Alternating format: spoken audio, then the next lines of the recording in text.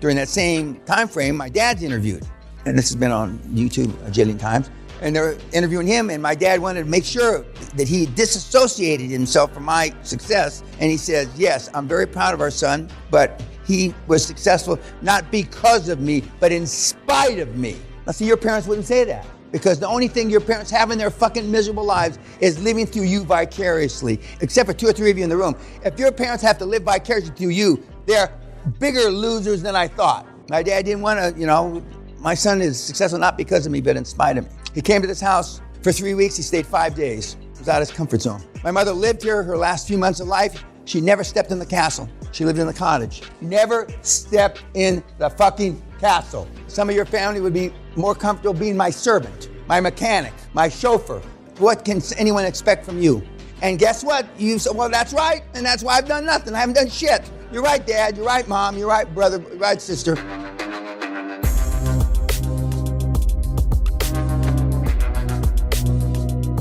A guy and his wife was a school teacher. He taught library science. He was a basketball coach, ostensibly a basketball coach. And but he was the largest owner of dirty motels. When you used to go to a motel, rent it for 2 hours, and they used to have videos, of sex and stuff like that. And he came here, and when he left, he gave me a check for $100,000, black couple.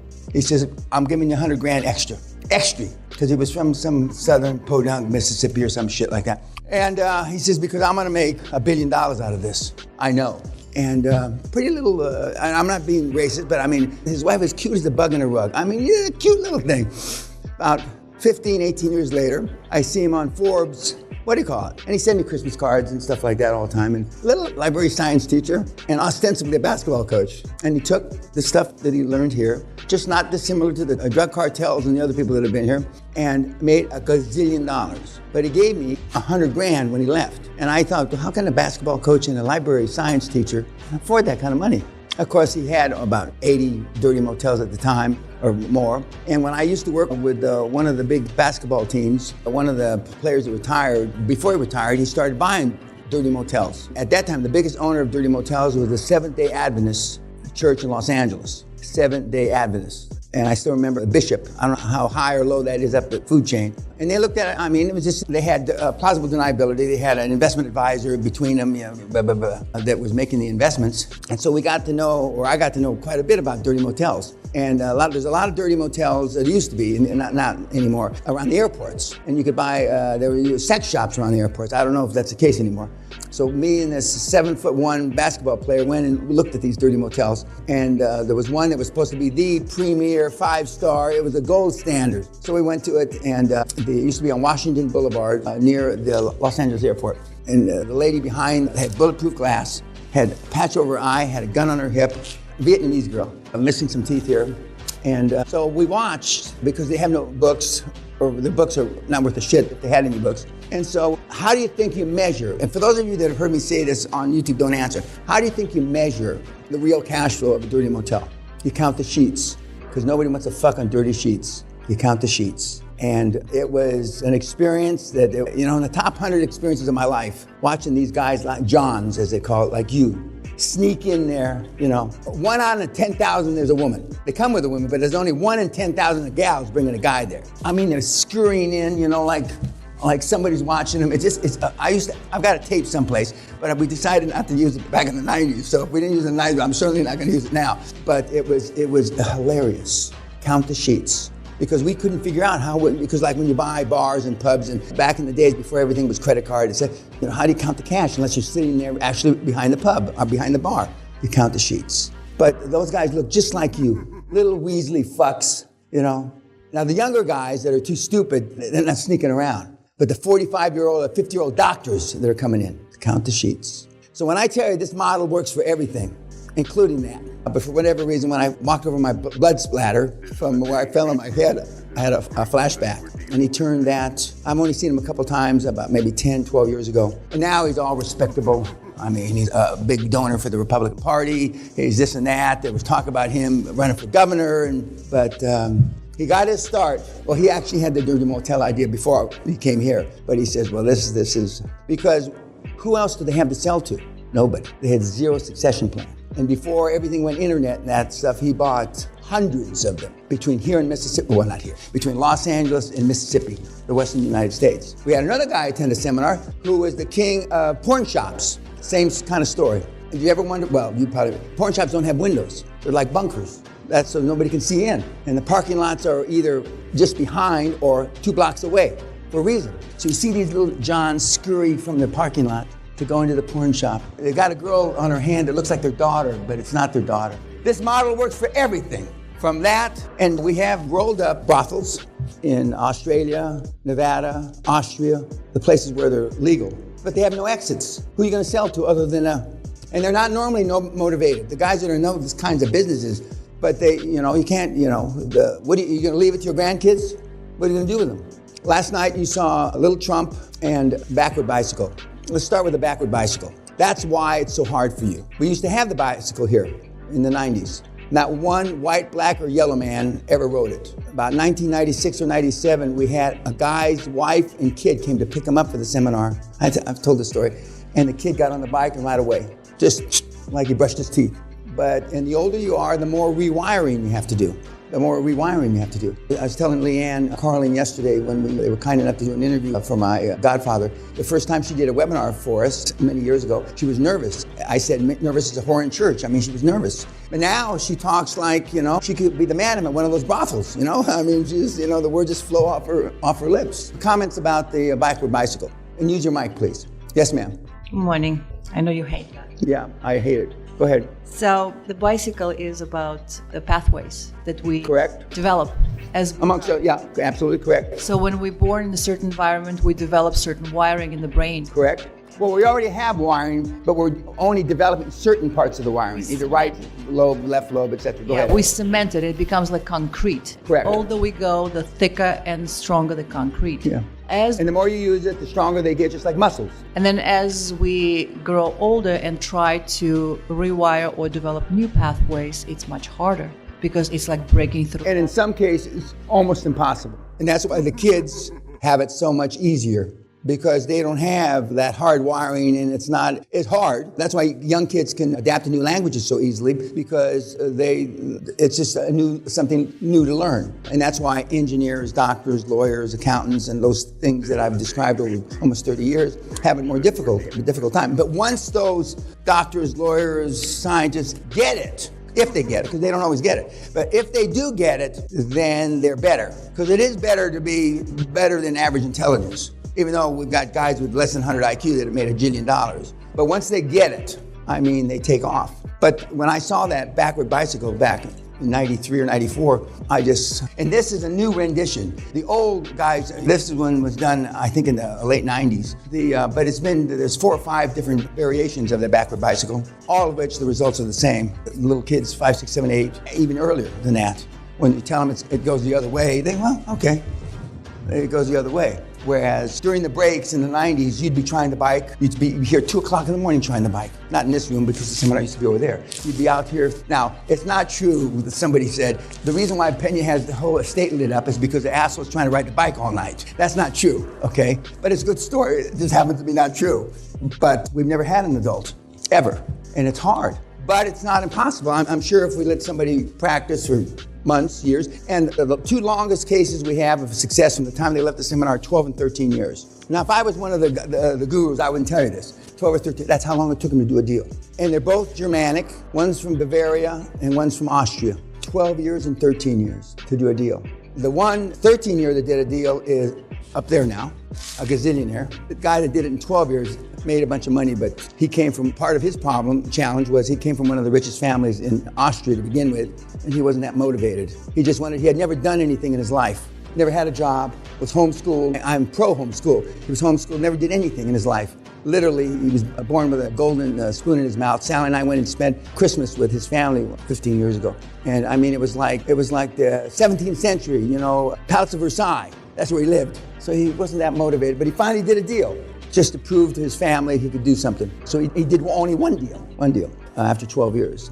But right now, and we'll talk about it in more detail. Okay, any other comments about the bicycle? Yes, sir, in the back. I like that after he did learn, after 8 months to ride the bike, he had difficulty riding the old way. Well, you will. It's like my default is QLA. Everything I do, the way I think, the way I talk, the way I act, the way I interface with our children, they would attest it. It's not that romance. It's not that loving, cherishing, all those things, nurturing with all those words. That's not me. I've got a superstar in Canada that I beat like a rented mule. And I was on a call just before the seminar, and I said, as we all know, I don't pat people on the head or on the backside. Well, now you pat them on the backside, you go to jail. But I mean, I used to slap gals in the ass all the time. But he says, and then the CEO, the founder, the you in the deal says, boy, that's a fucking understatement. And then once you get it, and it's like Pavlov's dog, your reason why you keep doing it is because it's like I keep on, instead of jolting you with electricity, you make money. And you realize what money can do for you and how it changes your life. And you like that feeling. The endorphins and all that stuff, you like that feeling. I was asked, Sally, who the fuck parked in front of the castle? Of course, it's you, Graham. And I said, and I didn't even notice the kind of car it was. But I remember when they got that Rolls, guess what? A lot of the kids get Rollses. Back when Sally was in the Ferrari days, a lot of kids used to get Ferraris. And some of the kids got both. But now I'm exaggerating. Now when they drove up in their Toyota, the 67 Toyota. That's not true, but it sounds better. If they weren't sitting here, I'd say when they drove up in their 67 Toyota. But since they're sitting here, what else about backward bike? Yes, sir. I thought it was interesting how the protagonist mentioned several times that knowledge is not understanding. I can completely relate, particularly to the fact that it was hard for him to ride the regular bicycle after learning this new method. In 2006, I used to drive big rigs, and if anybody knows what that's like, when you're backing up, in order for you to get the container to go left, you got to go right. Yeah. So I can completely relate. Well, just think of everything in your life's that way. And when you get out, almost everything you're going to do is the opposite of conventional wisdom and or what you've been trained and your friend's family. You're going to see it first, depending on how close you are to your family. You'll see it first with your family, then close associates or whatever you call those people. I don't have any of those. And you'll see. And now because of the PC, political correctness, they won't correct you in the beginning because they're not sure that it's a lasting trait. People go off to seminars and they come back and start new shit and then they don't continue it. But after some length of time, they will correct you to try to bring you back to the old default. Now, and when I went to my grammar school, we're going to see some slides in my old grammar school I went to a couple weeks ago, where I dropped an aquarium on the teacher, almost killing him. The principal, nice young guy, he's 44 years old. You could tell he really cared about the students. And so, but his default, he's a principal of a little grammar school in the hood, and he's got 14 years to retire. And the amount of pay for teachers, I hadn't really talked to anybody like that, was just astoundingly low. I couldn't, as they say here, I didn't believe it. To work 30 years and get half of that for your pension, fuck. Rob one bank, you make 10 times that much. I'm not suggesting you rob banks, although I've got some mentees that have robbed banks. But anything else about the bike? Everything is possible with enough action and, repetition. So as long as you never give up, that's my take. One of the only guarantees we make here is if you give up, you'll fail. You'll fail trying to attempt or complete QLA. In some cases, you'll fail in life because that will be such a disincentive.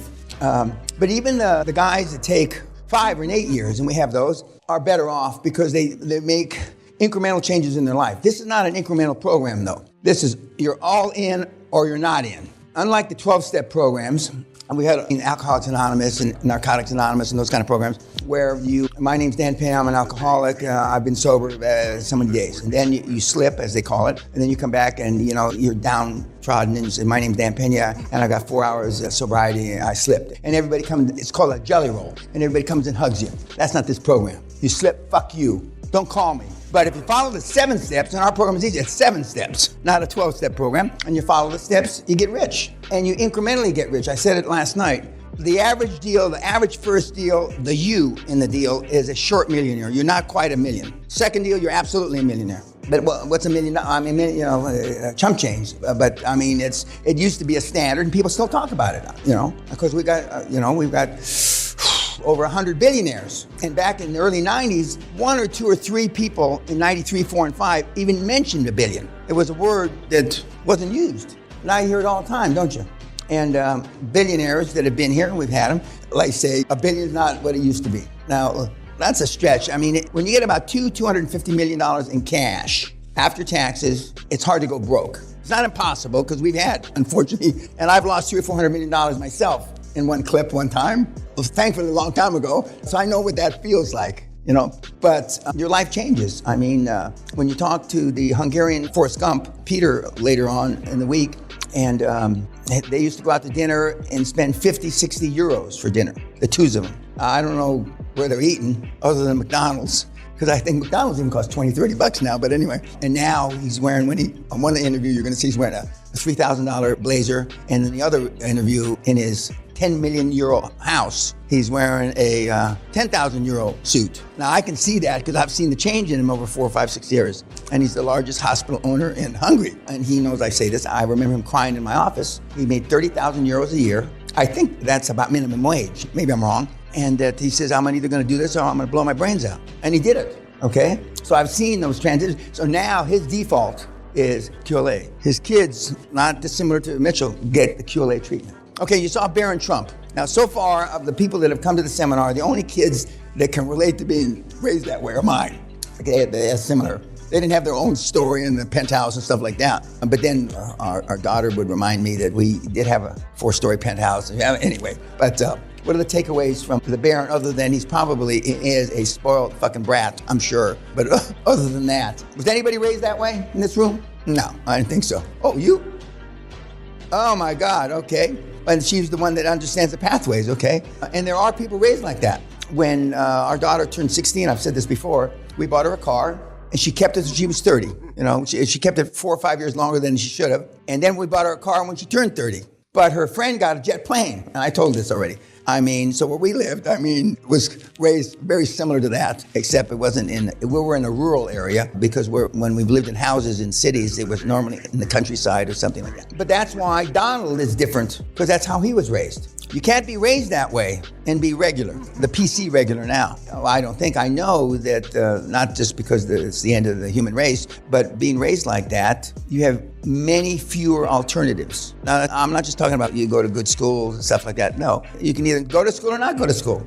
You can either decide to change the world. And back in the 90s, when they first started talking about changing the world, I said, make $1 billion by creating something that changed 1 billion lives. And by definition, you'll get super rich and you'll change the world. Mark Zuckerberg has done that. I don't agree with a lot of the stuff. And now as time gone by, a lot of people don't agree with what Facebook is doing. It's linked to suicides and stuff like that. And it's wrong. Any questions or comments about Barron? Yes, sir. I thought it was interesting how he seems, to the media at least, seems like a troubled, apathetic kid. But I think that it's more so the fact that he just expected it, expected his father to be president. He completely assumed it. It's more so something like that. Well, I don't know the Trump kids, and as I told you in a previous life, I knew the former president. We shared lawyers, and that's how I met him. And most of the big guys used the same big law firms. So I laterally knew his younger kids, which are all grown up adults now. How grown up they are is another question. But they're in age, chronologically, they're grown up. Their family was raised, they didn't take no for an answer. They assumed that they were always going to get the best of the best. Unlike my kids, our kids didn't go to work for me, but they all went to work for their dad. Whether they're good businessmen or not, I can't comment on. But Donald always assumed, when it was first rumored that he was going to run for president, I said he's going to win. Donald doesn't know how to not win. There's a big difference. It's like I told you, I can't remember the last time I lost. And some of you have yet to win. And I've thought that way ever since I was a kid. I watched, in preparation for this, I watched a 20-year-old with Will Smith movie about Muhammad Ali, originally Cassius Clay. He was talking shit before he was ever the Golden Gloves champion, before he was ever champion. I'm the greatest. I've been talking like that since I'm 6, 7 years old. I've been talking shit. I had no basis other than I had an alpha male superhero dad who had alpha male superhero mates. I had no basis to say I'm the greatest, and that's why one of the reasons I was always in trouble and why I was always getting in fights in school. I've been talking this shit a long time. Later on, we're going to see a slide. I got an award in 1981, 40 years ago. Of course, Latino, now it's Latinx, and a Latino Businessman of the Year from the Hispanic Chamber of Commerce, supposedly the most successful, yada, yada. And Dr. Shirley Teeter, who was the dean of the School of Business, where I went to school, you got to explain about, was asked by the CBS interviewer was going on CBS News, 6 o'clock news. Well, you know Mr. Peña a long, long time. What changes have you seen in the last 25, 30 years?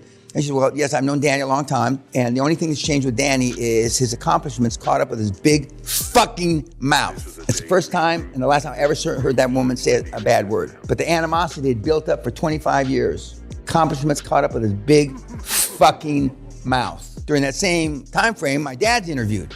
And this has been on YouTube a jillion times. And they're interviewing him, and my dad wanted to make sure that he disassociated himself from my success. And he says, yes, I'm very proud of our son, but he was successful not because of me, but in spite of me. Now, see, your parents wouldn't say that, because the only thing your parents have in their fucking miserable lives is living through you vicariously, except for 2 or 3 of you in the room. If your parents have to live vicariously through you, they're bigger losers than I thought. My dad didn't want to, my son is successful not because of me, but in spite of me. He came to this house for 3 weeks. He stayed 5 days. He was out of his comfort zone. My mother lived here her last few months of life. She never stepped in the castle. She lived in the cottage. Never stepped in the fucking castle. Some of your family would be more comfortable being my servant, my mechanic, my chauffeur. What can anyone expect from you? And guess what? You said, well, that's right, and that's why I've done nothing. I haven't done shit. You're right, Dad. You're right, Mom. You're right, brother. You're right, sister. Hence, it was self-fulfilling prophecy. But the Trump kids, on average, whether you think they're obnoxious or not, are all high-performance kids. I got some shit from some moron on Facebook on my political page. Why Hitler? I mentioned this up there. Hitler was a high-performance kid. See, wrongfully, high performance doesn't mean goody two-shoe. High performance is somebody that gets shit done that he says he's going to get done when or before he says he's going to get it done. Okay, YouTube, go fuck yourself.